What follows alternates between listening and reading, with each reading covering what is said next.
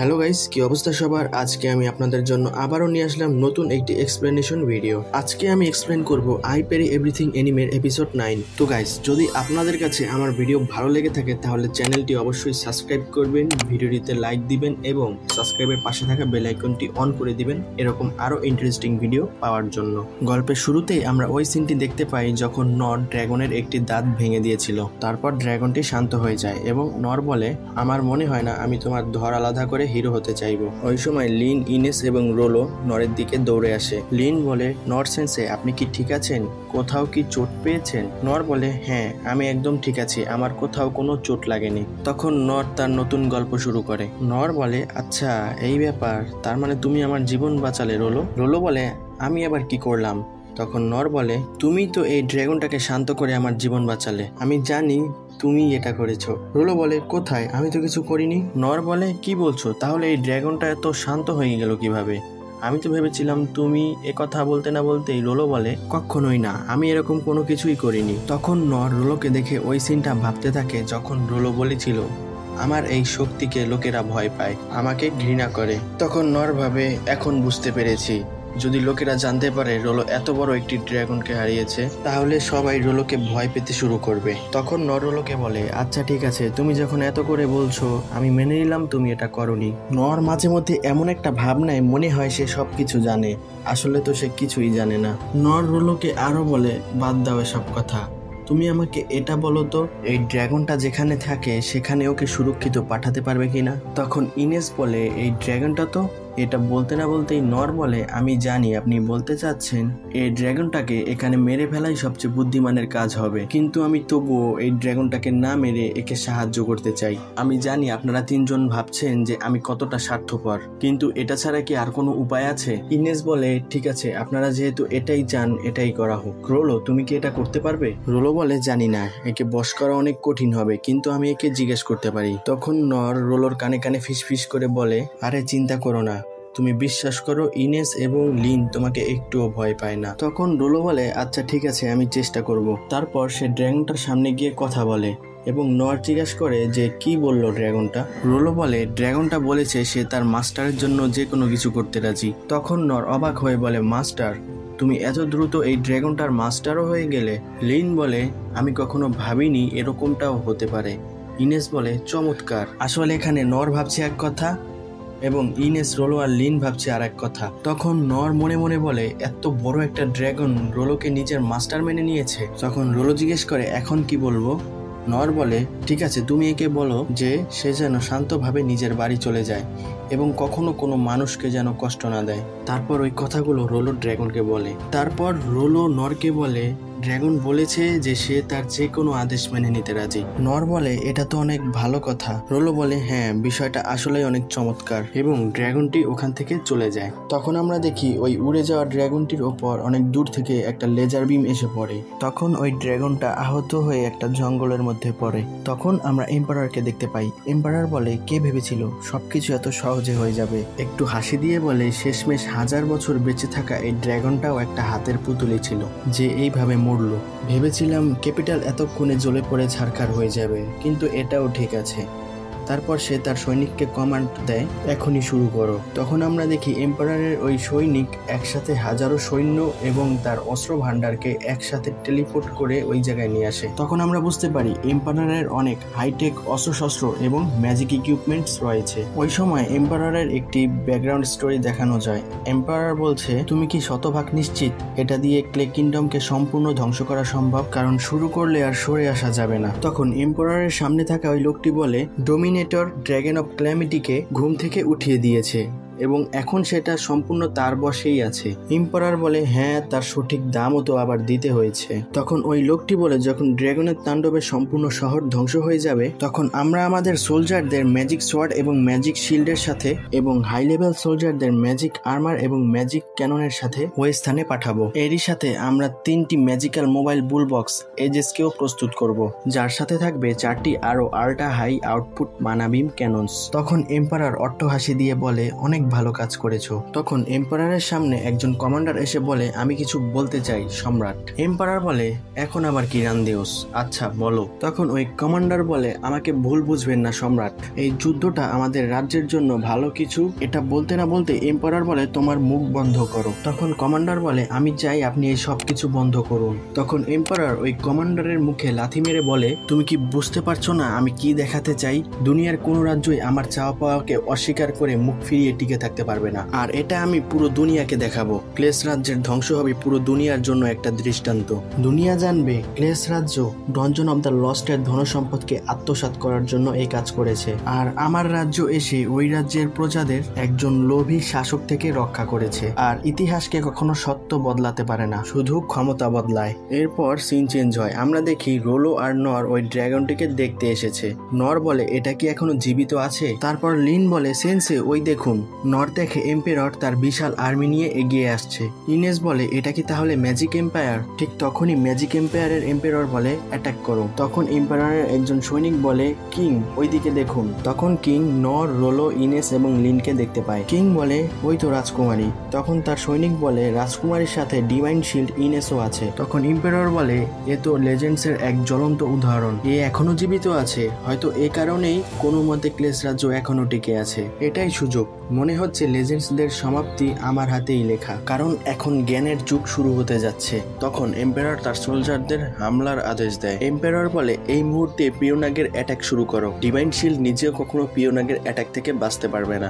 আজ আবারও একটা হিরো আমার হাতে হত্যা হতে যাচ্ছে, কি চমৎকার একটা বিষয়। এ কারণেই তো যুদ্ধের আকাঙ্ক্ষা কখনো শেষ হয় না। তখন আমরা দেখি সোলজার্সরা অ্যাটাকের জন্য প্রস্তুত হয়ে বলে, সম্রাট আমরা অ্যাটাকের জন্য প্রস্তুত। এম্পায়ার অ্যাটাকের আদেশ দিলে অনেক বড় একটা লেজার বিম নর্থের দিকে ছোড়া হয়। তখন ইনেস বলে, রাজকুমারী লিন আপনি এখনই পিছনে যান। তাই ইনেস রোলোকে নিয়ে পেছনের দিকে চলে যায়, কিন্তু ইনেস কোনো শিল্ড তৈরি না করে ওই স্থানে স্তম্ভের মতো দাঁড়িয়ে থাকে। নর হঠাৎ ইনেসের সামনে এসে ওই লেজার বিমকে প্যারি করে দেয়। তখন এম্পায়ার এটা বুঝতে পারে না যে অ্যাটাকটাকে আসলে নর প্যারি করেছে। তাই এম্পায়ার বলে, কি ধরনের ফাজলামো এটা? তার সোলজার বলে, সম্রাট মনে হচ্ছে মানা কন্ডেনসেশনে কোনো ত্রুটি দেখা দিয়েছে। তখন সম্রাট একটু রেগে বলে, আরে গাধা, ওইটা ঠিক করে আবার অ্যাটাক করো। এরপর সিন চেঞ্জ হয় নরের দিকে। নর ভাবছে কোনোভাবে বেঁচে গেলাম, কিন্তু এই রশ্মিটা কোথা থেকে আসলো, আর ওই স্থানে এত লোক কেন জমা হয়েছে? তাহলে এটা কি ইম্পেরিয়াল আর্মি? তখন লিন বলে, মনে হচ্ছে ট্রেডার্স নিজের আর্মি নিয়ে এসে পড়েছে, আর ওইখানে হাজার হাজার নয় বরং লাখো সোলজার রয়েছে। নর জিজ্ঞেস করে, এগুলো আসলে কেন এবং কি কারণে হচ্ছে? ইনেস বলে, সবকিছু এখন বলা সম্ভব নয়, কিন্তু আমরা এতটুকু জানি যে তারা আমাদের ক্যাপিটাল ধ্বংস করার জন্য এসেছে।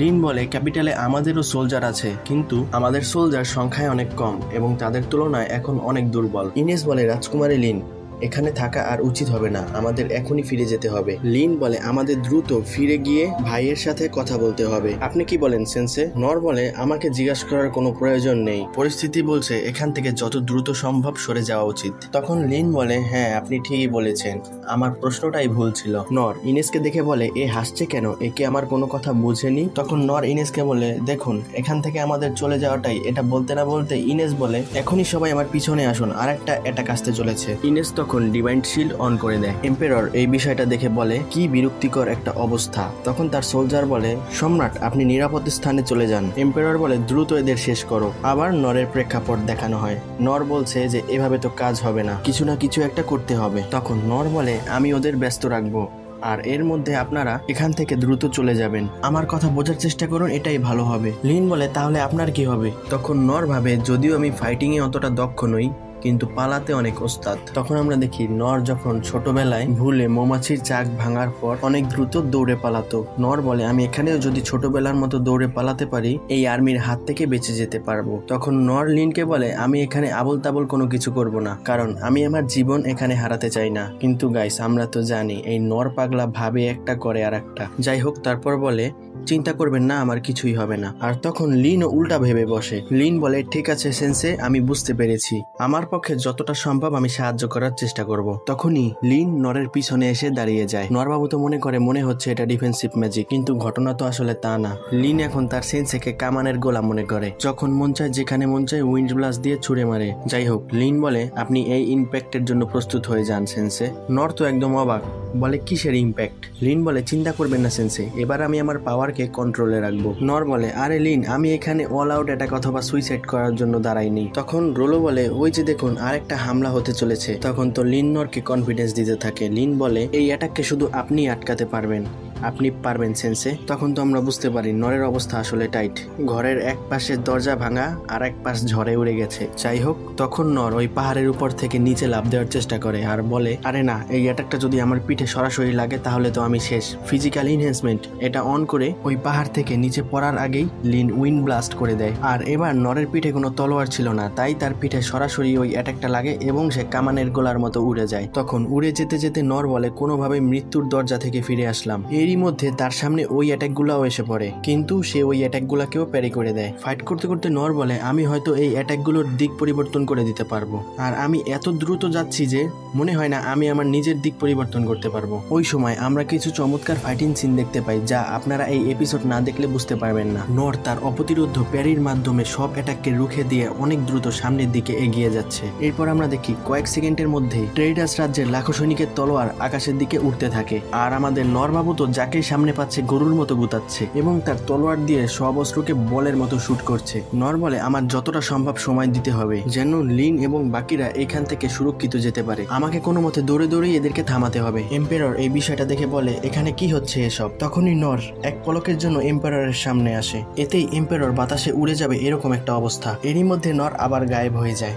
তখন এম্পায়ার বলে এটা কি ছিল। এরপর আমরা দেখি আকাশে উড়ে যাওয়া ওই তলোয়ার আর শিল্ডগুলো সোলজারদের ওপর বৃষ্টির মতো এসে পড়তে থাকে। এর ফলে ট্রেডার্সের বেশিরভাগ সোলজারই মারা যায়। এম্পায়ারের বিশাল বিশাল এজেসও আকাশে উড়ে যেতে থাকে। এম্পায়ার এই বিষয়গুলো দেখে বলে এগুলো কি হচ্ছে, কেন হচ্ছে আর কিভাবে হচ্ছে। তখন তার সোলজাররাও বলছে এগুলো আসলে কি হচ্ছে। এই ফাইটের ইম্প্যাক্টটা এত মজাদার, আপনারা দেখলে আরো ভালোভাবে বুঝতে পারতেন, বাট আমি চেষ্টা করছি যতটা বুঝিয়ে বলা যায় বলার। ওই সময় এম্পায়ারের সোলজারদের তলোয়ার, শিল্ড এবং অস্ত্রশস্ত্র বিভিন্ন স্থান থেকে উড়ে যেতে শুরু করে এবং সেগুলো আবার সোলজারদের উপর গিয়ে পড়ে। তারপর আবার নর ঝড়ের গতিতে এম্পায়ারের সামনে আসে। এম্পায়ার তাকে দেখে বলে তুমি তো ওই লোকটাই না যে ডিভাইন শিল্ড ইনেস এবং রাজকুমারের পাশে দাঁড়িয়েছিলে। কি ছিল এটা? এত দ্রুত একটা মানুষ এত দূর থেকে কিভাবে এখানে আসলো? তখন এম্পায়ার কাঁদতে কাঁদতে বলে তুমি আমার দিকে এভাবে কেন তাকিয়ে আছো, আর তুমি আমার চোখের দিকে কেন তাকিয়ে আছো? এ কি জানে আমি যে এম্পায়ার? যদি জেনে থাকে তাহলে তার শুধু একটা জিনিসই চাই। তখন এম্পায়ার কল্পনা করে নর তার গর্দান ধরে মেরে ফেলবে। তখন এম্পায়ার নরকে বলে দয়া করে তুমি আমাকে মেরো না। তারপর বলে ও হ্যাঁ, আমার কাছে তো কাইজার আর্মার এবং কাইজার তলোয়ার রয়েছে যেটা অরিক্যালকামের তৈরি। তখন নর তার পাশ দিয়ে আবার অনেক দ্রুত দৌড়ে চলে যায়। এম্পায়ার বলে কি হলো, এটা বেজে গেল নাকি আমার 12টা? এরপর নর এম্পায়ারের অবশিষ্ট অস্ত্রগুলোও ধ্বংস করে দেয়। এরই মধ্যে ওই অস্ত্রগুলোর একটা ধ্বংসাবশেষ এম্পায়ারের সামনে এসে পড়ে, আর এম্পায়ার মুখ থুবড়ে মাটিতে পড়ে যায় এবং বলে আমার এরকম অসাধারণ এজেসের এইরকম অবস্থা কিভাবে হলো? এই লোকটা আসলে কি চায়? অস্ত্রে শস্ত্রে সজ্জিত 10,000 সৈনিককে আমার সাথে নিয়ে এসেছিলাম, আর আমার এজেস দিয়ে ড্রাগন অফ ক্লাইমেটির হামলাও প্রতিরোধ করা সম্ভব, আর আমি ড্রাগন অফ ক্লাইমেটিকেও মেরে দিয়েছি। এত কিছু করার পরও আমার এই অবস্থা কেন? তখন আবার নর ঝড়ের গতিতে এম্পায়ারের সামনে এসে দাঁড়ায়। এম্পায়ার নরকে বলে তুমি আমাকে মেরে ফেলছো না কেন? ওই সময় নর তার তলোয়ারটি এম্পায়ারের সামনে রাখে। এম্পায়ার তলোয়ারটি দেখে বলে এই তলোয়ারটা, এটা তো কিং ক্লের ব্ল্যাক ব্লেড। ছুতে না পারা এই আশ্চর্যবোধক জিনিসকে পেতে আমি যে কোনো কিছু করতে রাজি ছিলাম। এটা এই লোকের কাছে কিভাবে এলো? এই তলোয়ারটা এমন সব ম্যাটেরিয়ালস দিয়ে তৈরি যা কেউ কখনো দেখেনি, আর এটা যেমন তেমন লোককে দেওয়া সম্ভব নয়। ওই রাজারও এই তলোয়ারটা 2 হাত দিয়ে ধরতে হতো। তোমার মতো লোক এ দুনিয়ায় থাকাই সম্ভব নয়। তখন আমরা নরের একটা অদ্ভুত হাসি দেখতে পাই। এটা দেখে কে একটা কুতুনি মারে এবং কাঁদতে কাঁদতে বলে এখন আমি বুঝতে পেরেছি এই লোকটা একাই আমার সম্পূর্ণ আর্মিকে শেষ করে দিয়েছে, আর আমি এখনো জীবিত আছি এই কারণে যে সে আমার ইজ্জতকে মাটির সাথে মিশিয়ে দিতে চায় এবং আমাকে টর্চার করতে চায়, যেটা সুযোগ পেলে আমিও কিংক্লেসের সাথে করতাম। তখন সে চিৎকার দিয়ে নিচে 1 নাম্বার করে দেয় এবং ওই স্থান থেকে পালিয়ে যায়। তখন সে কল্পনা করে তার পিছনে একটা অনেক ভয়ঙ্কর দানব তাকে তাড়া করছে, আর এভাবেই এই এপিসোডের সমাপ্তি হয়। তো গাইস, আজকের ভিডিওটি কেমন লাগলো অবশ্যই কমেন্ট করে জানাবেন, আর ভিডিওটি যদি ভালো লাগে তাহলে চ্যানেলটি সাবস্ক্রাইব করে একটি লাইক দিয়ে সাবস্ক্রাইবের পাশে থাকা বেল আইকনটি অন করে দিবেন এইরকম আরো ভিডিও পেতে। আমি এই এনিমেটা কমপ্লিট করার পর আপনাদের জন্য একটা স্পেশাল মুভি এক্সপ্লেনেশন নিয়ে আসবো। আশা করি সেটা আপনাদের সবারই ভালো লাগবে। আর একটা কথা, আমি এই এনিমেটা শেষ করে আপনাদের জন্য কিছুদিন এনিমে মুভি এক্সপ্লেনেশন করব। আপনারা যদি মন ছুঁয়ে দেওয়া গল্প পছন্দ করেন তাহলে অবশ্যই এই এনিমে মুভিগুলো মিস করবেন না। এবং এরপর আপনাদের জন্য 2টি অসাধারণ এনিমে সিরিজ এক্সপ্লেনেশনের কথাও ভেবে রেখেছি। এজন্য আশা করি আপনারা আমার সাথেই থাকবেন এবং আমাকে বেশি বেশি বেশি সাপোর্ট করবেন এইরকম ভিডিও পেতে। তো গাইস আজ এ পর্যন্তই, দেখা হবে পরবর্তী ভিডিওতে। ভালো থাকবেন, সুস্থ থাকবেন।